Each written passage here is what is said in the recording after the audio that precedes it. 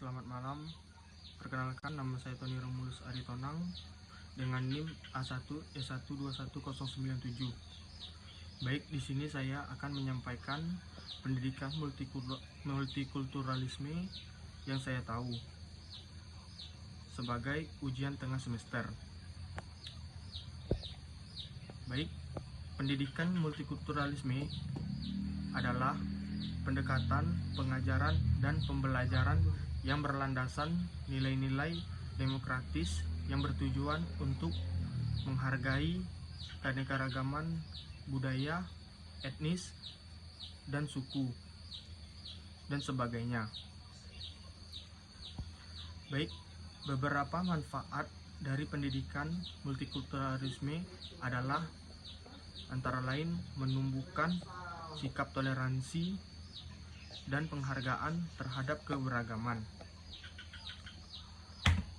Baik, contoh multikulturalisme di sekolah adalah rasisme.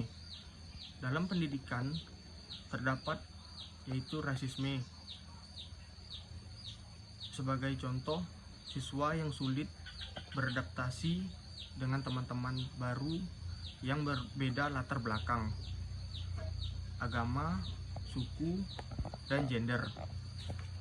Yang kedua, kurangnya pemahaman dan keterampilan guru dalam mengelola kelas dan mengintegrasikan nilai-nilai multikultural. Yang ketiga, kurangnya guru agama yang sesuai dengan agama siswa. Pendidikan multikulturalisme dapat membantu mengatasi diskriminasi dan intoleransi di masyarakat. Melalui pendidikan multikultural, siswa belajar menghargai perbedaan dan memahami bahwa setiap orang memiliki hak yang sama untuk dihormati dan diperlakukan dengan adil. Baik, beberapa faktor yang dapat mendukung pendidikan multikulturalisme di sekolah adalah contoh yang pertama, iklim sekolah, yang kedua, kurikulum sekolah, yang ketiga, sarana dan prasarana, yang keempat, peran guru, yang kelima, program dan kegiatan di sekolah, dan yang keenam, peserta didik tersebut. Baik,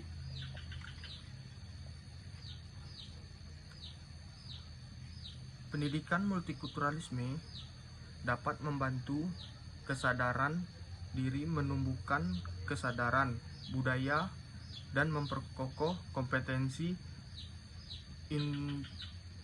inkultural budaya-budaya dalam di pendidikan sekolah. Baik, di sini saya akan menjelaskan juga tentang multikulturalisme di masyarakat yang berkaitan dengan perbedaan agama adalah konflik antar agama. Contoh, konflik Poso yang terjadi pada tahun 1990, yaitu terjadi antara umat Kristen dan umat Muslim yang berkonflik karena agama. Yang kedua, konflik Ambon yang terjadi pada tahun 1999 diawali dengan pemalakan pemuda Muslim terhadap warga Nasrani. Baik, di sini saya akan menjelaskan sedikit tentang rasisme.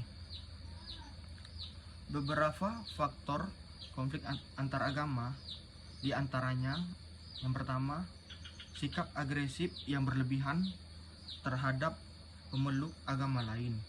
Yang kedua, konsep kemutlakan Tuhan yang disalah mengertikan. Yang ketiga, kepentingan luar agama, yaitu politik dan ekonomi, yang berturut mengintervensi agama. Beberapa faktor tersebut itulah yang membuat terpecah belah antara umat beragama. Perbedaan dalam bermasyarakat multikultural dapat memicu konflik karena adanya kepentingan yang berbeda-beda. Untuk menghindari konflik, perbedaan tersebut dapat dimaknai sebagai anugerah ilahi dan kekuatan bersama untuk mencapai tujuan bersama. Maka dari itu, rasisme dapat dihilangkan karena adanya toleransi.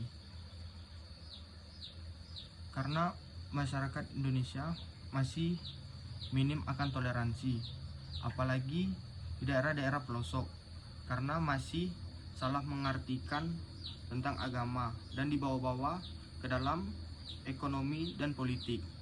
Maka dari itu, kita sebagai warga Indonesia harus saling toleransi sesuai dengan agama dan kepercayaan masing-masing. Baik, hanya itu yang dapat saya sampaikan. Lebih dan kurang saya mohon maaf. Selamat malam.